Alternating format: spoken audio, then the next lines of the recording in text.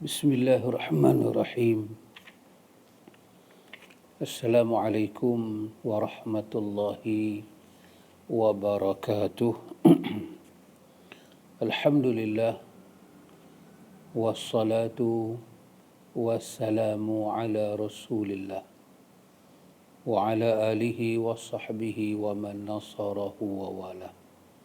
Amma ba'du. Alhamdulillah summa alhamdulillah. Biiznillah, ikhwatul iman, ikhwatul fiddin, a'azakumullah wa uhibbukum fillah. Kita boleh menyambung pada waktu duha yang berkat ini perbincangan kita berkenaan dengan dampak buruk maksiat kepada diri dan kepada keluarga.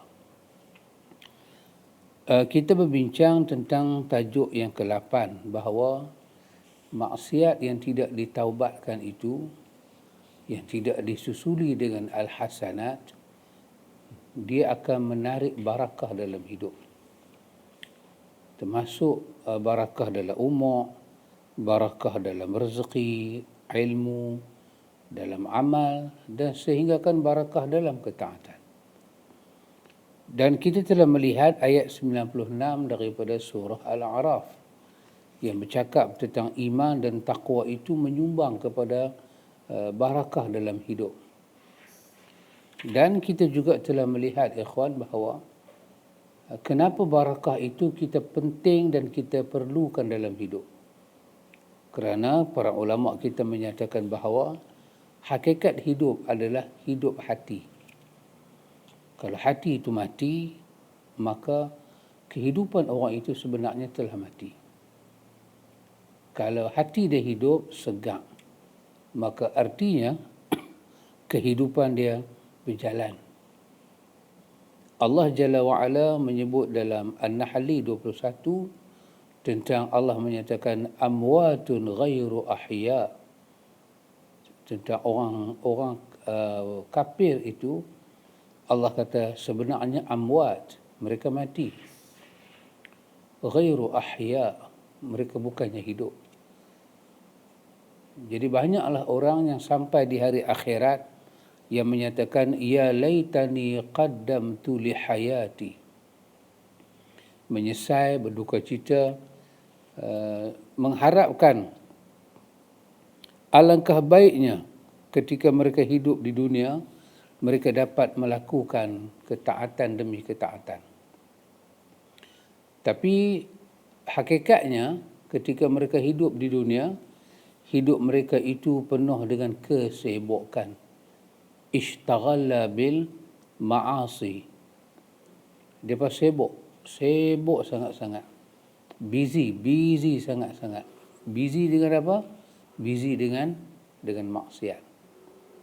Yang akhirnya Allah menarik keseluruhan barakah dalam perjalanan yang panjang dalam hidup mereka yang memakan masa puluhan tahun.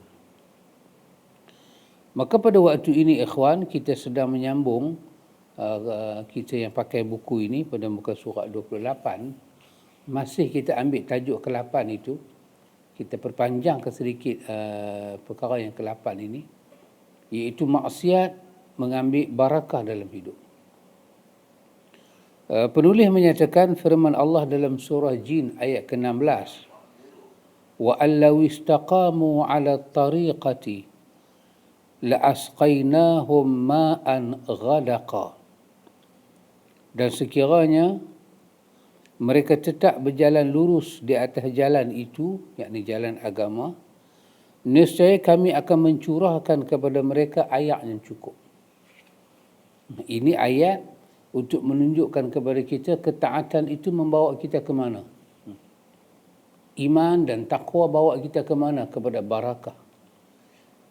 Maka Allah menyatakan wa allaw istaqamu ala tariqah. Kalau mereka sekiranya mereka istiqamah, sekiranya mereka itu istiqamah di atas jalan Allah, jalan agama Islam, jalan Quran, jalan sunnah, kita disuruh istiqamah. Kita disuruh pegang sunnah secara istiqamah. Allah kata, la'asqainahum ma'an ghadaqa. Kami akan curah kepada mereka air hujan daripada langit. Yang air hujan itu akan bagi kepada mereka kecukupan. Bukan air hujan yang membawa bala. Yakni air hujan yang enak lagi sedap. Huzaifah radhiyallahu anhu berkata, قام النبي صلى الله عليه وسلم فدعا الناس فقال هلموا إلي فأقبلوا إليه فجلسوا فقال هذا رسول رب العالمين جبريل صلى الله عليه وسلم نفث في روعي أنه لا تموت نفس حتى تستكمل رزقها وإن أبطأ عليها فاتقوا الله وأجملوا في الطلب ولا يحملنكم استبطاء الرزق أن تأخذوه بمعصية الله فإن الله لا ينال ما عنده إلا بطاعته. Ini dalam riwayat Al-Bazzar dengan kedudukan hadisnya yang hasan sahih. Huzaifah kata, Nabi SAW satu hari Nabi memanggil orang, panggil sahabat. Fada'an nas, Nabi panggil sahabat-sahabat. Nabi kata, halummu ilayya. Nabi kata, mai sini. Nabi panggil dengan bahasanya lembut. Nabi tak kata ta'al, Nabi kata halummu ilayya. Mai, Nabi kata, mai. Uzaifah kata, fa'aqbalu ilaihi fajalasu. So, bila Nabi panggil sahabat semua mai. Nabi kata, faqala hadha rasulu rabbil alamin, Jibrilu salawatullah wa salamuhu alaihi.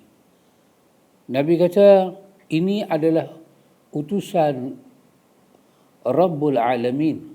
Nabi kata, dengan kita sekarang ni ada Jibril salawatullah wa salamuhu alaihi. Dengan kita ni ada Jibril, dia adalah utusan Rabbul Alamin. Nabi kata, Jibril nafatha fi ru'i. Jibril telah meniup di dalam hati aku. Apa dia? Yang ni, bahawa tidak satu jiwa mati melainkan telah disempurnakan rezekinya meskipun terlambat datang kepadanya. Nabi kata, Jibril mai nak bagi tahu tentang apa yang Allah suruh bagi tahu, dan aku nak bagi tahu kepada kamu semua dengan penuh keyakinan, dengan penuh penetapan jiwa. Apa dia? Nabi kita ingat yang ni. Annahu la tamutu nafsun hatta tastakmila rizqaha wa in abta'a 'alaiha. Nabi kita tak mati satu orang melainkan telah sempurna rezeki dia.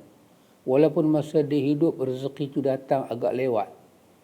Orang kata rezeki dia lambat ke, tapi dia tak mati melainkan dalam keadaan sempurna rezeki Allah bagi pada dia. Allah bagi rezeki yang sempurna pada dia. Nabi kata, fattaqullah. Nabi kata, bertakwalah kamu kepada Allah. Wa ajmilu fi talab. Wa ajmilu fi talabi. Nabi kata, perelokkanlah usaha kamu. Usaha cari rezeki, Nabi kita bagi elok. Jangan buat benda-benda yang salah. Nabi kata, wala yahmilannakum istibta'ur rizqa. Nabi kata, janganlah sampai terlambatnya suatu rezeki yang kamu rasa masuk kepada kamu. Macam kita berdoa, rasa awak lambat sangatlah. Janganlah kerana Nabi kata kamu sangka berlaku suatu istibta'ur rizq. rezeki itu datang secara lambat, kamu rasa lambat, yang itu menjadi alasan kepada kamu an ta'khuzuhu bima'siyatillah, untuk kamu mencari rezeki daripada jalan yang derhaka kepada Allah. Jangan itu menjadi alasan untuk kamu melakukan maksiat kepada Allah.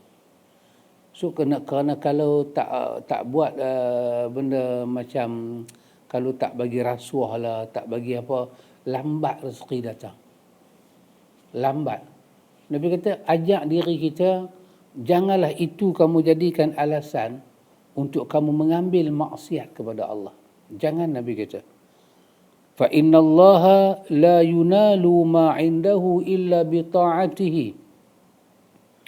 Nabi kata sebab tidak ada Nabi kata di sisi Allah yang kamu peroleh, Nabi kata, kecuali dengan ketaatan kepada Allah. Jangan buat apa, Nabi kata. Melainkan apa yang kamu buat, mestilah kamu buat di atas ketaatan kepada Allah.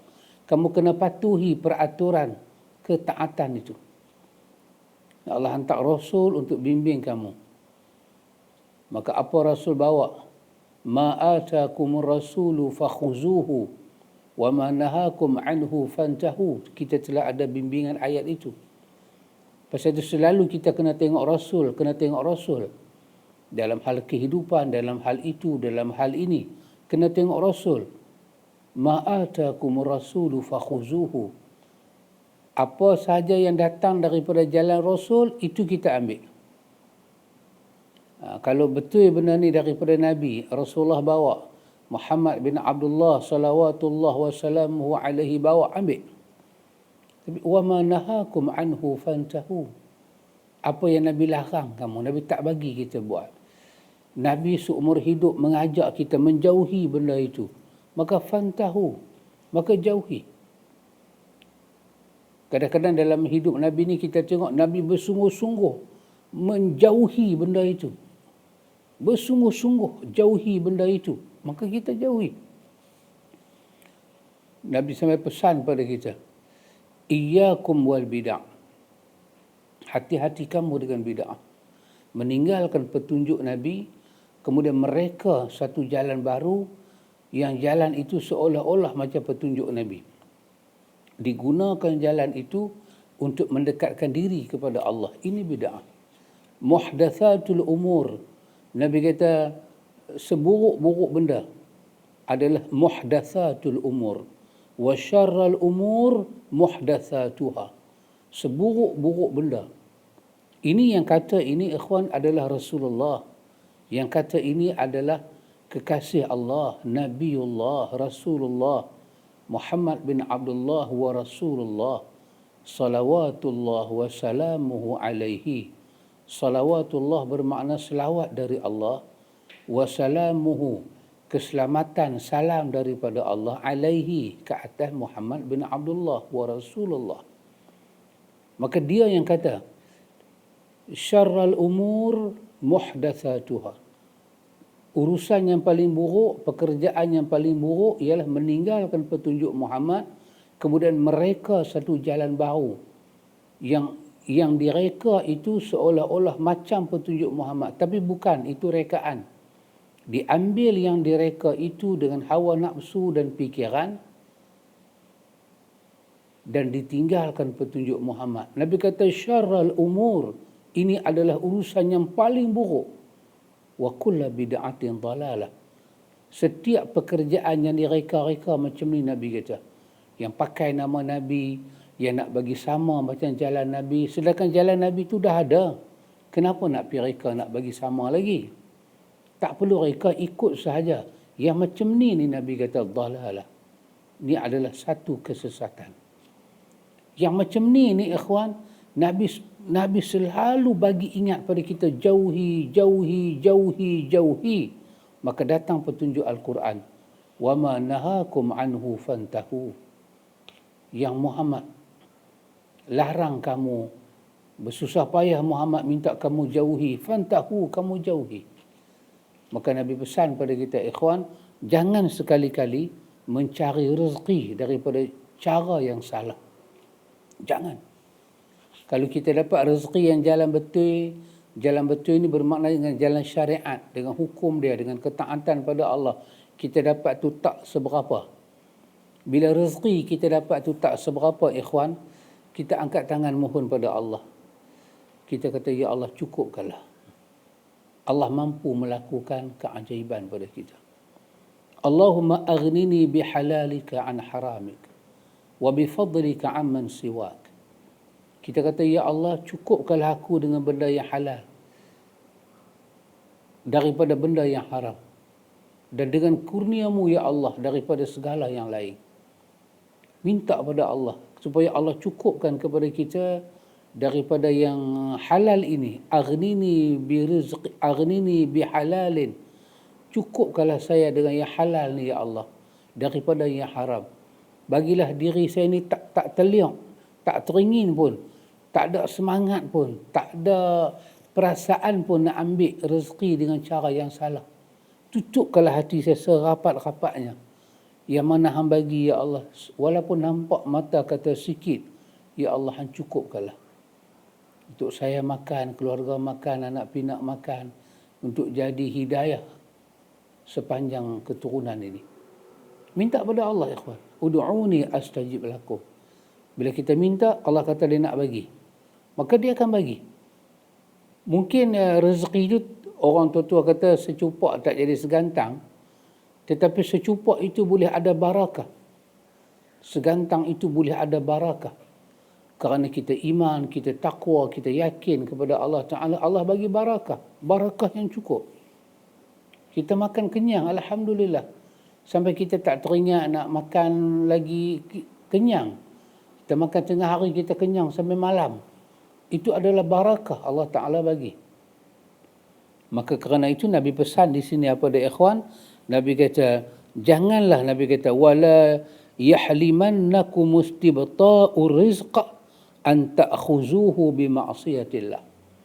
Janganlah kamu rasa rezeki itu lambat sampai sehingga kamu ubah arah kamu nak cari dengan jalan derhaka kepada Allah. Fa innallaha la yunalu ma 'indahu illa bi ta'ah. Di sisi Allah la yunalu ma 'indahu. Kita kata tak sampai pada Allah lah, tidak memperolehi di sisi Allah lah, melainkan dengan ketaatan. Kerana itu, ikhwan, ada hadis menyebut kepada kita tentang peristiwa akhir zaman. Ada orang dia nak jaga dalam soal rezeki ni, dia akan berpindah daripada satu daerah ke satu daerah.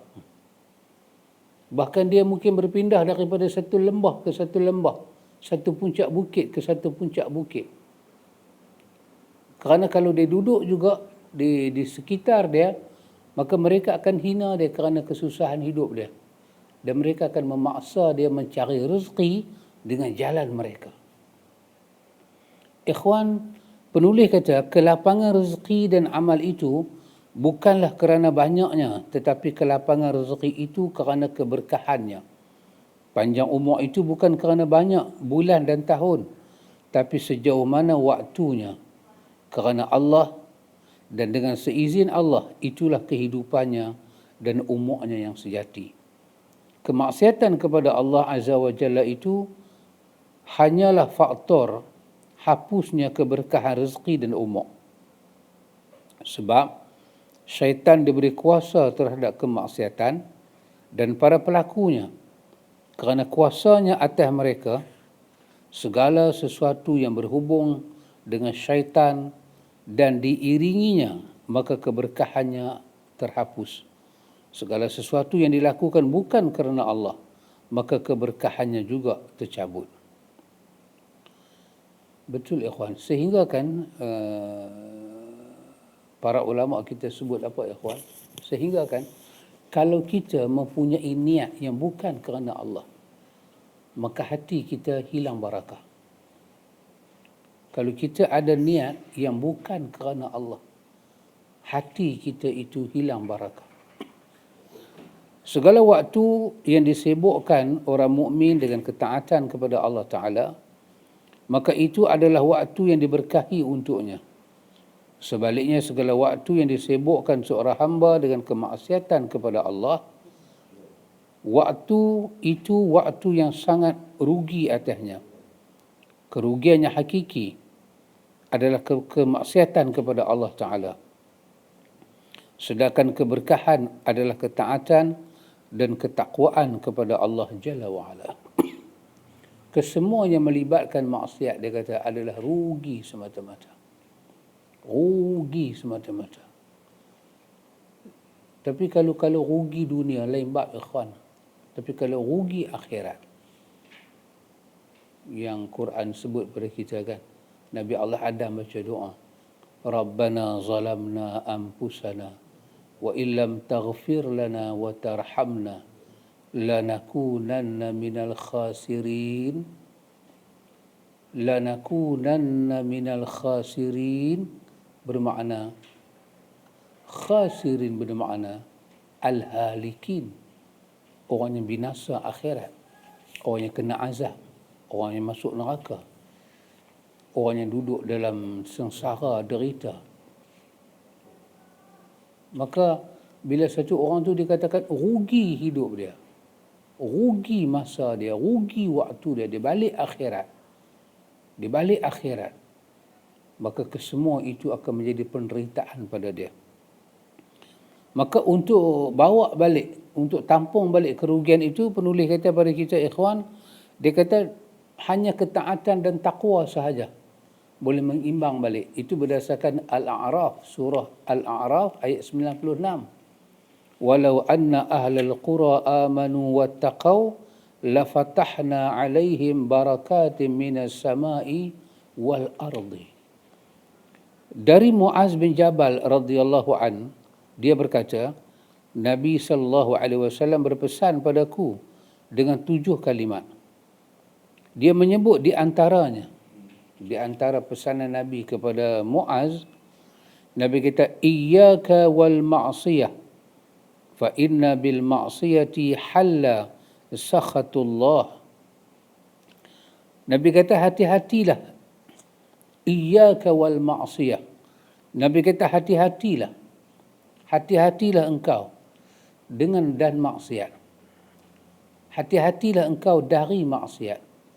Kerana dengan maksiatlah murka Allah datang. Ya, dengan maksiat murka Allah Ta'ala, halallah sakhatullah, kemurkaan Allah. Kita ni ikhwan diajak dalam sunnah berlindung dengan kemurkaan Allah. Wa bi mu'afatika min iqabati. Kita berlindung dengan kemaafan Allah, kita tak kena murka Allah. Kita berlindung dengan keampunan Allah agar kita tak terkena azab Allah. Maka bila sebut murka Allah, bila sebut balak, kita berlindung, minta Allah lindung kita. Kenapa ikhwan? Kerana itu semua benda-benda yang kita tak mampu tanggung. Kita tak boleh tanggung balak akhirat, balak dunia. Nak tanggung macam mana balak yang ada dalam kubur tu, himpitan kubur. Balak bermakna ujian demi ujian. Allah bagi balak yang cukup buruk. Bala'un azim, balak yang syadid, kerah. Balak yang pedih, na'udzubillah. Bukan balak tu dicari, balak tu dijauhi. Ketika Allah Azza wa Jalla telah murka kepada hambanya, maka ia celaka di dunia dan akhirat. Sebagaimana jika Allah redha kepada hambanya, maka dia bahagia di dunia dan akhirat. Dari Usamah bin Syarik radhiyallahu an, dia berkata, Rasulullah sallallahu alaihi wasallam bersabda dalam riwayat Ibnu Hibban, ma karihallahu minka syai'an fala taf'alhu idza khalauta. Nabi kata, apa yang tidak disukai Allah darimu sedikit pun, maka janganlah melakukannya jika engkau menyendiri. Ma karihallahu minka syai'a. Kalau kita tahu ada satu benda itu menjadi karihallah, benda Allah benci, Allah tak suka, Maka yang macam ni Nabi kata fala taf'alhu, jangan buat benda itu ketika depan khalayak ramai. Dan Nabi kata iza khalauta, kalau kita seorang-seorang pun jangan buat. Kalau kita tahu benda tu Allah tak suka. Sebab apa? Dia akan ada kesan pada hati kita, pada ruh kita, pada iman kita, pada amal kita, pada barakah yang ada dalam diri kita dan di luar diri kita. Dari Thauban, dari Nabi SAW bersabda, la'a'lamanna aqwaman min ummati ya'tuna yawmal qiyamati bihasanatin amthalin jibalin tihamati bida fayaj'aluha Allahu azza wa jalla haba'an manthura. Qala Thauban, ya Rasulullah, sifhum lana, jallihim lana, alla nakuna minhum wa nahnu la na'lam. Qala an-nabiy sallallahu alaihi wasallam, ama innahum ikhwanukum wa min jildatikum wa la ya'khudhuna min al-layli kama ta'khuzuna walakinnahum aqwamun iza khalau bimaharimillah intahakuha. Ini dalam riwayat Ibnu Majah. Thauban, dia kata Nabi bersabda, Nabi kata, sungguh aku mengetahui beberapa kaum dari umatku akan datang pada hari kiamat dengan membawa kebaikan-kebaikan seperti bukit Tihamah yang putih. Lalu Allah menjadikan kebaikan-kebaikan mereka seperti bukit itu debu-debu yang berhamburan. Thauban berkata, wahai Rasulullah, sifatilah mereka kepada kami, terangkanlah mereka pada kami, agar kami tidak termasuk di antara mereka, sedangkan kami tidak menyedari. Nabi SAW bersabda, mereka itu dari saudara kamu dan daripada ras kalian, daripada jenis kamu, sama dengan kulit kamu. Mereka mengambil malam sebagaimana kalian mengambil malam. Tapi mereka adalah kaum yang apabila mereka bersua dengan apa yang diharamkan Allah Ta'ala, maka mereka melakukannya. Maka banyaklah daripada amal mereka itu menjadi haba'an manthura. Ikhwan, tengok, satu amal kita, satu amal baik kita buat, amal itu tiba-tiba nak jadi haba'an manthura ni bukan senang, ikhwan. Dia susah. Dia mesti ada satu jenis kesalahan, yang kesalahan itu membuat amal kita itu roboh. Dia bukan kesalahan kecil-kecil. Ini kesalahan besar-besar ni. Katalah satu orang dia buat satu dosa di belakang orang. Dosa yang dia buat itu dosa melibatkan dia dan Tuhan. Seperti apa? Seperti katalah di belakang orang dia tak semayang. Dia tak semayang. Dia dengan Tuhan. Dosa seperti ini tidaklah akan menghapuskan amalan yang sebesar itu, tidak. Dia mesti ada satu dosa yang berat yang dia buat. Macam dikatakan apa dah? Dosa orang yang riak. Dia bawa. Wa qadimna ila ma amilu min amalin. Dia bawa semua amal yang penuh dengan riak, semayang, puasa, zakat, haji, umrah, sedekah dia, kesemua dia buat. Dia tunjuk pada Allah. Wa qaddimu, dibawa bertemu Allah dengan amalan yang banyak. Maka bila Allah tengok amalan dia banyak tapi penuh dengan riak, maka Allah kata faj'alnahu haba'an manthura. Maka kesemuanya berterbangan. Berterbangan. Orang ni kalau dia sembahyang seorang-seorang di rumah, tentulah dia tak riak dengan siapa, tak ada orang dia nak riak. Tapi Quran kata idza qamu ila salati qamu kusala. Bila dia bangkit sembahyang seorang-seorang, dia tak ada hati dengan Tuhan. Dia bangkit dengan malas. Dia bangkit dengan tak ada semangat. Tapi kalau depan orang, dia bangkit dengan yura'unan nas. Dia seronok, dia gah, dia rasa bersemangat sebab hati dia nak tunjuk pada orang. Orang macam ni kalau dia buat amalan sebesar gunung yang dikatakan Tihamah tadi, maka amalan dia akan rosak. Maka dalam pembahagian maksiat dan dosa tu ikhwan, ada suatu dosa yang besar. Jangan kita buat. Dosa yang melibatkan orang lain. Kita menghasut orang lain, kita bawa orang lain kepada pintu dosa. Kerana kita orang lain buat dosa, dan kerana kita orang tu buat dosa dengan orang lain. Kerana kita orang tu buruk sangka pada orang.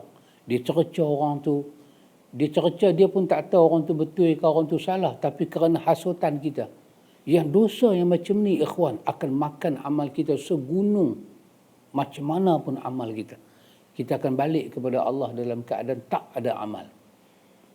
Kita ingat lagi hadis Muslim, hadis Abu Hurairah, yang Nabi tanya pada kita tentang atadruna manil muflis. Nabi kata, hangpa tahu tak siapa dia orang yang muflis? Orang yang muflis, sahabat kata orang yang tak ada duit, orang yang itu, orang yang ini. Man la dirma lahu wala mata'. Tak, akhirnya Nabi jawab, orang muflis ni orang yang semayang, orang yang puasa, orang yang sedekah. Tapi amal dia banyak. Tapi dalam masa yang sama, syatama hadha, qazafa hadha, daraba hadha. Sampai di akhirat, ini mungkin yang orang tak tahu. Yang mungkin orang tak tahu, ataupun orang tahu, tapi dunia tidak mendapat keadilan. Apa dia? Syatama hadha. Dia maki orang. Dia maki orang, mak bapak orang, keturunan orang. Bestnya masa maki tu, lupa diri dan lupa Tuhan. Lepas maki baru ingat Tuhan. Daraba hadha. Dia pukul kawan tu. Dia pukul, dia tampak kawan tu. Qazafa hadha. Dia qazaf kawan tu, dia fitnah kawan tu. Safaka dama hadha. Dia tumpahkan darah orang ni.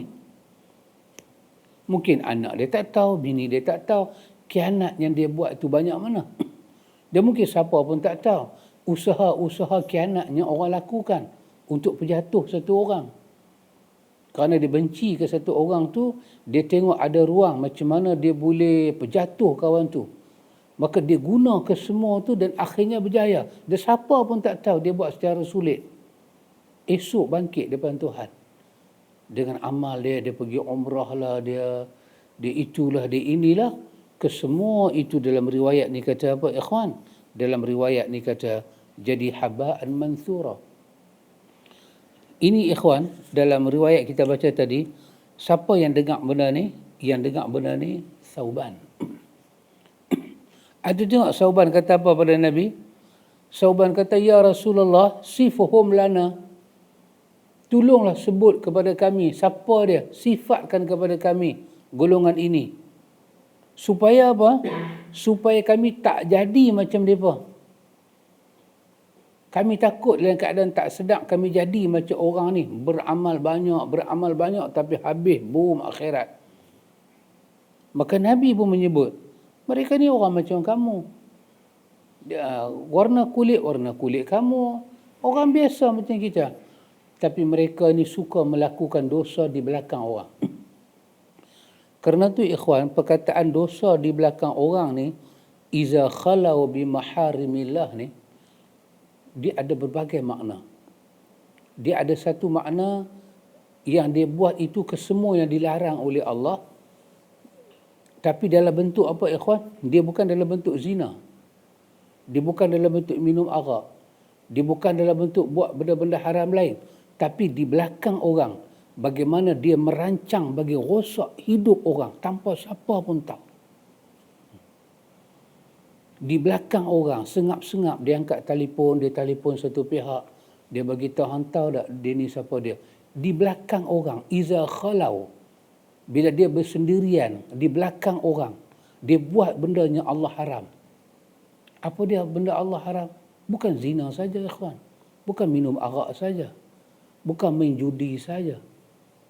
Tapi Allah juga haram kita mengaibkan orang, fitnah orang, umpat orang.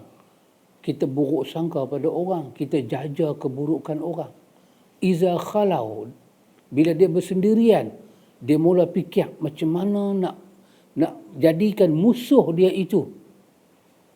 Hang musuh dengan orang lain tak apa, tapi kalau hang buat musuh dengan aku, hang memang makan tak habis. Macam mana dia nak pastikan kawan tu memang makan tak habis? Dia guna undang-undang. Dia cucuk sana, dia cucuk sini. Dia fitnah sana, dia fitnah sini. Kesemua ini termasuk dalam apa, ikhwan? Dalam iza khalau bi maharimillah. Dia duduk seorang-seorang, dia buat dosa. Karena itu amal dia habis. Tu saya ulang lagi sekali, ikhwan, bukan senang amal hasanat yang kita buat ni nak habis, bukan senang. Kerana bila kita buat benda al-hasanat, Allah suka sangat, ikhwan. Tapi macam mana boleh habis? Tak. Bukan kerana dosa yang biasa-biasa. Tapi dosa ni dosa yang sangat berat. Dosa yang melibatkan dengki ke orang, jahat ke orang, pecah amanah, melibatkan penjatuh orang, melibatkan bagaimana kita nak fitnah orang, melibatkan macam mana kita nak perburuk orang, kita nak sampaikan mesej tu pada orang. Iza khalau bi maharimillah. Dia sengap-sengap. Dia buat bendanya Allah larang. Depan orang nampak sengap dia. Orang Kelantan kata depan orang berjurus molek. Elok nampak sopan santun. Rupanya di belakang orang, segala usaha dakwah yang gagal ni, dialah perancang dia. Di belakang, dia yang susun. Dialah yang menjadi tangan ghaib. Kenapa ni tak boleh, ni tak boleh, ni tak boleh. Sedangkan benda tu patut berjalan elok. Tapi dia yang sekat. Kenapa dia sekat? Dia sekat tu bukan kerana apa alasan pun. Kerana hati. Kerana tak suka dengan si fulan. Kerana benci dengan si fulan. Yang ni ikhwan. Kalau tak mati tak apa. Yang ni yang bercakap ni. Kalau mati ni. Dia bawa lah. Sebesar amal dia itu sebesar mana? Jibal Tihamah. Bukit Tihamah yang putih. Apa jadi pada amal dia?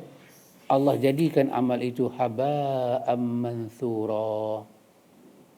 Haba'am manthura. Ini yang ke-8, ikhwan.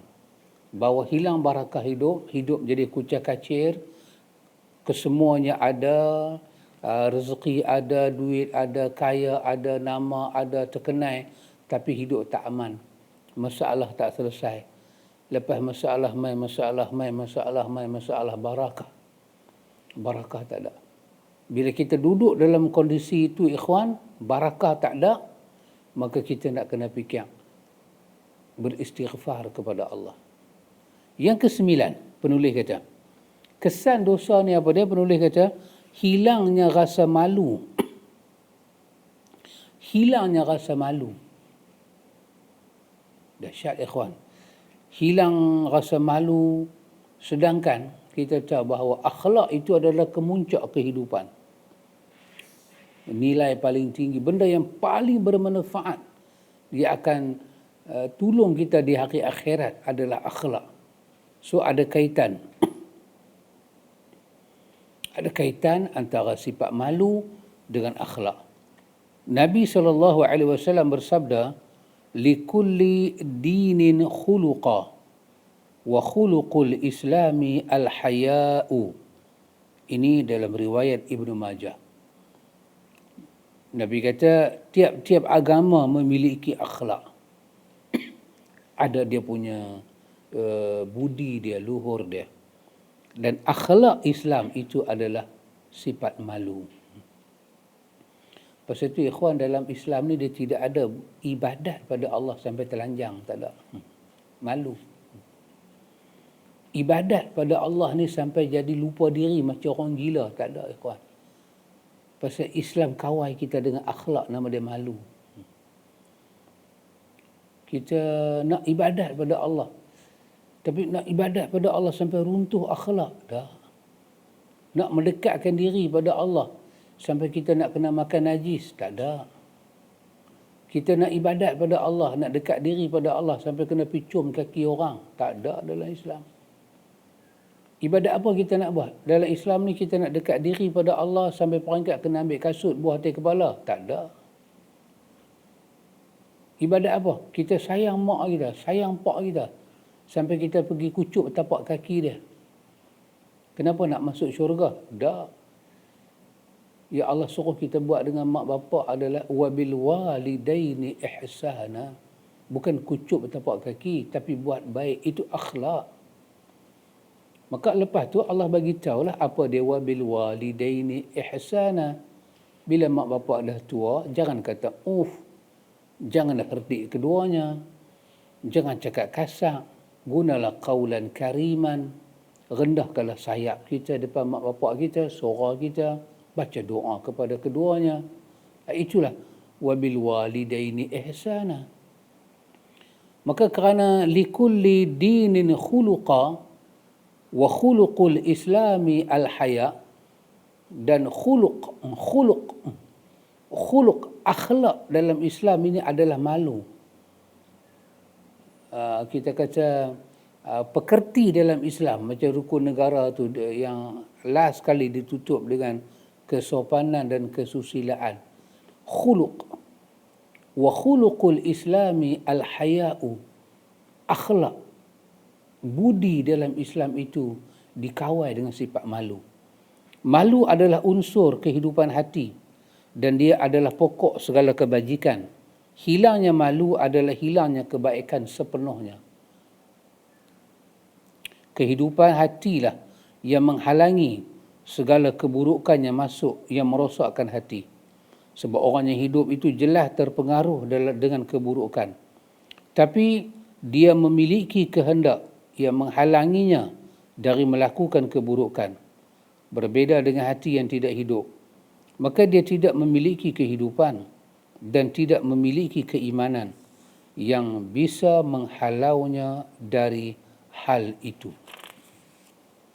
Akibatnya, dia tidak merasa ditimpa keburukan yang menyakitkan.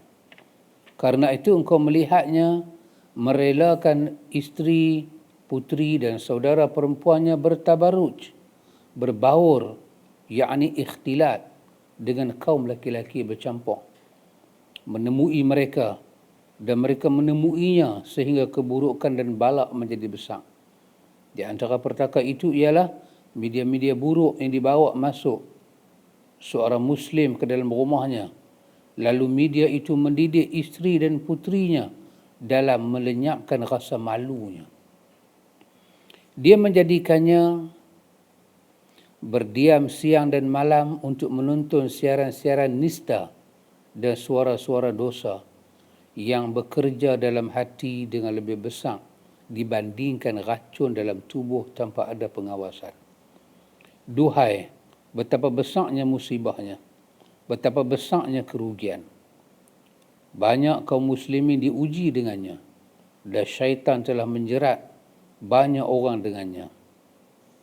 Dari Ibnu Mas'ud radhiyallahu anhu dia berkata, Nabi SAW bersabda, Inna mimma adrakan nasu min kalamin nubuwatil ula, Iza lam tastahyi fasna' bima syi'ta. Salah satu perkara yang telah diketahui manusia secara umum, secara turun-temurun dari ucapan para nabi terdahulu. Jika kamu tidak malu, maka lakukan sesukamu. Ini dalam riwayat Bukhari. Maknanya bahawa perkara yang bisa menghindarkan dari keburukan hanyalah rasa malu. Siapa yang tidak punya rasa malu, maka ia melakukan semuanya. Rasa malu adalah penghalang antara melakukan maksiat dan menahan diri darinya. Ia laksana bendungan. Jika hancur, maka air meluap menenggelamkan segala sesuatu. Orang yang tidak memiliki rasa malu adalah orang yang tidak memiliki benteng. Orang ini tidak memiliki penghalang untuk melakukan kemaksiatan dan tidak menganggapnya sebagai suatu dosa.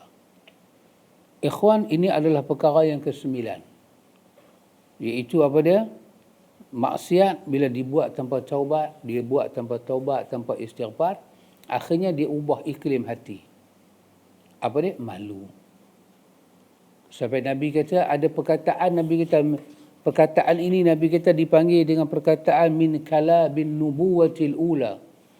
Perkataan ini perkataan nubuwah yang semua Nabi-Nabi dulu sebut. Kalau kamu tak malu, buatlah. Bila kamu hilang malu, iza lam tastahyi, bila kamu tak ada malu, fasna' bima syi'ta, buatlah apa yang kamu suka. Pasal tu kita malu, ikhwan, kita malu. Kita diajak malu. Malu tu penghalang kita. Kita malu. Macam kita pergi rumah orang, ikhwan. Kita pergi rumah orang. Orang letak makan pada kita. Bismillah. Kita makanlah apa yang ada. Sampai kita nak minta benda tak ada tu kita malu. Kadang kita malu. Kadang kita pergi rumah orang. Dia sedia makanan, dia letak pinggan semua. Dia kata kepada kita, makanlah, awak tak makan. Kita saja, kita sengap tak kata. Bukan tak makan. Senduk nasi tak ada. Camca tak ada. Nak ambil lauk je lah. Itu pun kita segan nak bersuara. Sampai dia terperasan sendirilah. Dia kata tak ada senduk, patut dia dapat tak makan. Nak gagau dengan tangan, bolehlah kalau rumah kita. Tapi rumah orang kita jaga adab. Artinya ikhwan, kita punya malu sampai tahap macam tu. Ada orang lagi malu, ikhwan. Dia nak tambah nasi rumah orang, dia malu. Dia nak guna tandas rumah orang, dia malu. Malu. Habak kata nak mandi rumah orang, jauh panggang daripada api. Tak mandi dia rumah orang. Dia malu macam tu. Kenapa dia malu, ikhwan? Kerana dia sedang satu benda, dia berada pada satu kondisi, situasi, benda tu bukan milik dia. Kita malu bila Allah bagi pada kita agama yang sangat Allah redha ni. Al-yawma akmaltu lakum dinakum wa atmamtu alaikum ni'mati wa raditu lakumul Islam ad-din. Agama yang Allah redha sempurna. Dia hantar Rasul pada kita, ajak selok belok. Kita malu, ikhwan, nak buat sesuatu dalam agama ni di luar daripada agama. Dan nak bawa benda luar agama, letak dalam agama, malu sangat-sangat. Malu. Sehingga kan kita amal agama ni, apa yang ada dalam agama tu. Perasaan malu kita. Tapi kalau kita tak ada malu, buanglah apa yang ada dalam agama. Ambillah yang ada, lempak pergi ke tepi, yang di luar pemasuk. Ini kerja orang tak malu. Kita malu. Kita malu nak beramal kepada Allah kalau tak ikut Nabi Muhammad. Cukup malu. Kerana Allah mempunyai Nabi yang cukup sempurna. Rasul yang cukup sempurna. Kekasih dia. Khalil dia. Utusan dia cukup sempurna. Kita jadi malu, ikhwan. Maka maksiat boleh membuat orang hilang malu. Pasal tu orang boleh beramal dengan apa Nabi tak ajak. Ada sahabat Nabi baca khutbah, Nabi tengok pasal apa dia duduk dalam panas. Nabi hantar orang bitan tu pasal apa tu duduk dalam panas. Dia berkata dia nazar nak duduk dalam panas, tak mau teduh. Nabi kata kat sahabat tu, suruhlah dia masuk ke teduh, jangan duduk merepek, boleh tak? Abu Israel, jangan duduk merepek, boleh tak? Nabi kata. Tengok, kita bila tak malu, iza lam tastahyi fasna' bima syi'ta. Hatta dalam agama, dalam sudut akhlak, kalau anak-anak kita tak malu, dia tak malu. Dia boleh riau, dia boleh menjerit dalam rumah. Kononnya menyanyi. Kita tengok macam cengkerik tertinam bata. Tapi dia kata dia menyanyi. Riau bukan riau. Dia perempuan. Di mana budi dia, di mana sifat wanita dia, di mana nilai bangsa dia, nilai budaya dia, nilai agama dia. Tak tahu duduk tang mana. Itu boleh ada pada satu wanita apabila yang ni tercabut. Bila tercabut benda ni, maka hilanglah malu, maka wanita tu boleh buat apa saja dia nak buat. Dia nak bercakap dengan orang ikut suka, dia nak bertindak ikut suka. Dan Nabi kata, ikhwan, selagi malu tu ada, dia menyekat manusia. Dan Nabi kata, al-haya'u minal iman. Malu tu daripada iman. Bila kita terlampau over sangat, kita boleh bercakap sampai kita tak malu. So kita orang lelaki-lelaki pun ada benda, kita sama-sama lelaki-lelaki kita boleh melawak. Tapi bila ada orang perempuan, kita segan nak cakap. Demikian orang perempuan, mereka melawak sama mereka. Bila ada orang lelaki-lelaki, mereka segan nak cakap. Betul, itu memang adab yang betul. Tapi bila dah hilang itu, bila dah hilang benda itu, apakah yang menyebabkan hilang rasa malu tu? Pada akhlak, pada budaya, kehidupan dan agama, maksiat. Maksiat itu lama-lama dibuat, lama-lama diasuh. Diasuh, tidak istighfar, tidak minta ampun. Maka akhirnya dia buat kita hilang malu. Dulu orang perempuan kalau dia nak menyanyi, tengok orang jantan dia lari. Dia menyanyi kat dapur. Bila dia dengar kata orang jantan dengar suara dia sengap, dia lari. Tapi kalau hilang, dia belum mekik.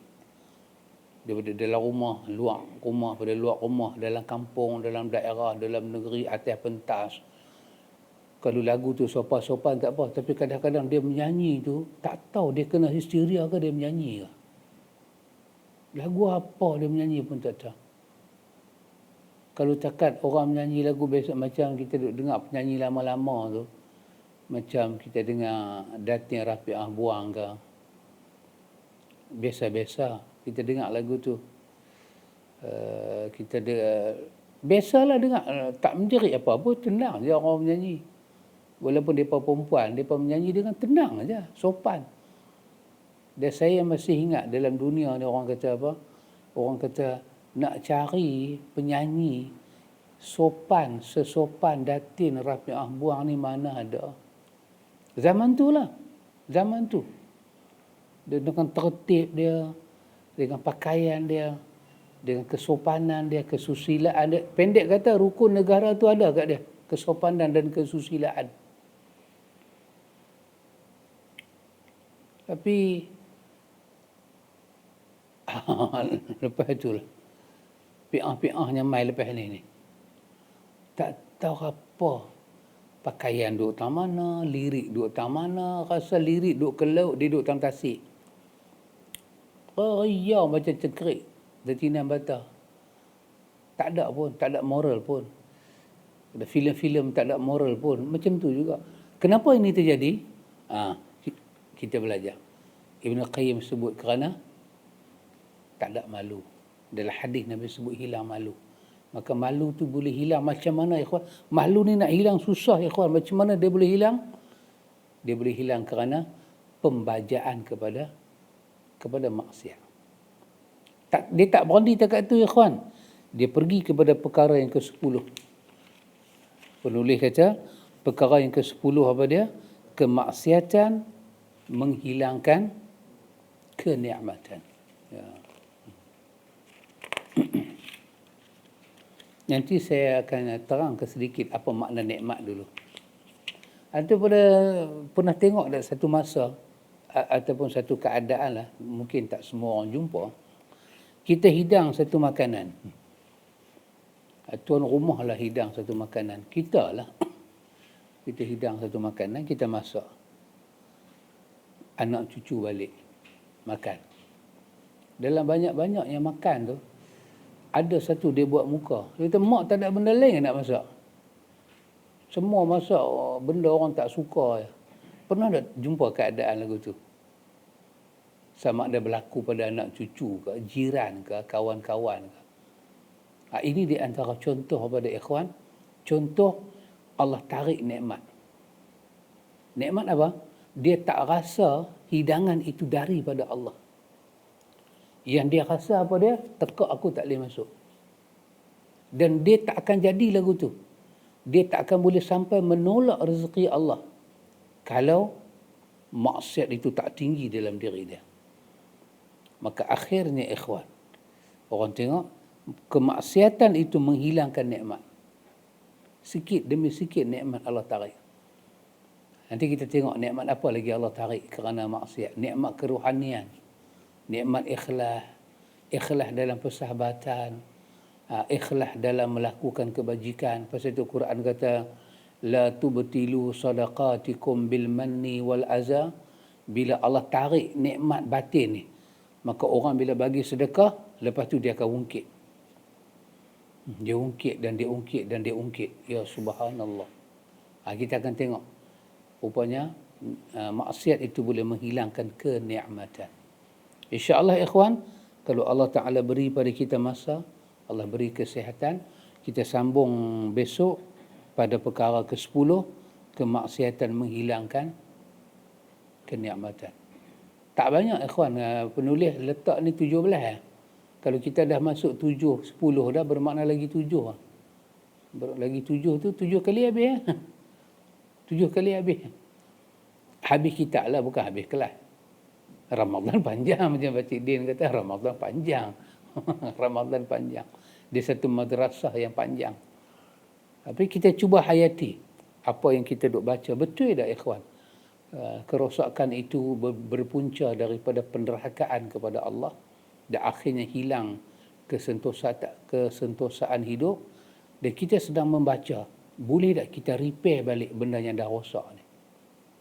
Dan Allah memberi peluang kepada kita. InsyaAllah ikhwan, berjumpa pada masa yang akan datang. Wa ila liqa. Hayakumullah. Barakallahu fikum. Saya mendoakan antum pada hari yang berkat ini dengan kekuatan dan Allah menerima segala amal ibadat kita insyaAllah. Subhanakallahumma wa bihamdika asyhadu an la ilaha illa anta astaghfiruka wa atubu ilaih. Wa sallallahu ala nabiyyina Muhammad walhamdulillahi rabbil alamin. Assalamualaikum.